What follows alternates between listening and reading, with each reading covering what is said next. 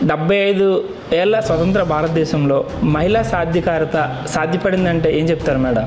గతంలో మహిళలు ఇంట్లోంచి బయటకు వచ్చేవారు కాదు. మహిళలు అంటే ఒక చిన్న చూపు కావచ్చు, అంటే మగవారితో పోల్చుకుంటే ఆడవారికి ప్రాధాన్యత తక్కువ ఉంటుంది అనే వ్యత్యాసం ఉంటుంది.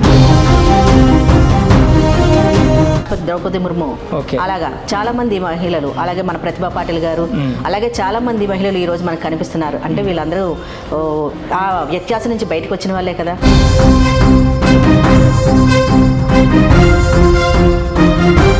అగాత్యాలకి పాల్పడే అవకాశం ఉంటుంది. సో మీరన్నట్టు వాళ్ళంత ఇంటలెక్చువల్ అయ్యింది, వాళ్ళంత ఇంటెలిజెన్స్గా అంత మైండ్ సెట్గా ఆలోచిస్తుంటే సో ఇట్లాంటి అగాత్యాలు ఎందుకు చోటు చేసుకుంటున్నాయి madam? Western culture, main western కల్చర్కి వాళ్ళు అలవాటు పడుతున్నారు. ఏంటంటే పాశ్చాత్య సాంప్రదాయాలను చూసుకొని వాళ్ళు ఇలా ఉంటే బాగుంటుంది. వన్స్ మీరు ఒక్కసారి రాజకీయాలకు వెళ్ళి మీరు నామినేషన్ వేసి క్యాండిడేట్గా మీరు క్యాన్వేషన్కి వెళ్ళేటప్పుడు ఒకసారి పెద్ద గోతులకు తోసినట్టే ఉంటుంది.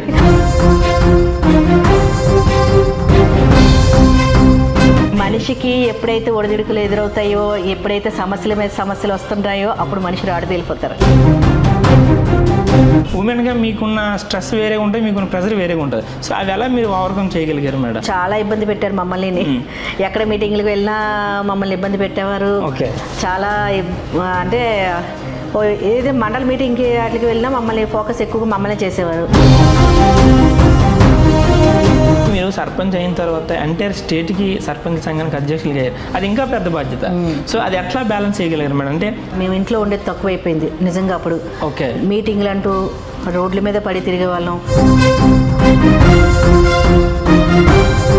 పంచాయతీని మీరు రిప్రజెంట్ చేసే లీడర్ కాబట్టి సో గంభీరం జలాశయం అనగానే గుర్తొచ్చేది గంభీరం విలేజ్ పంచాయతీ. సో అక్కడ చాలామంది ప్రాణాలు కోల్పోవాల్సిన పరిస్థితి వస్తుంది. గంభీరం గడ్డ ఈరోజు బాగా ఫేమస్ అయింది, రీల్స్లో బాగా ఎక్కువ కనిపిస్తుంది. అవన్నీ రీల్స్లో చూసి జనాలు బాగా ఎక్కువగా వస్తున్నారు. వచ్చే వాళ్ళు కొంచెం ఆలోచించండి.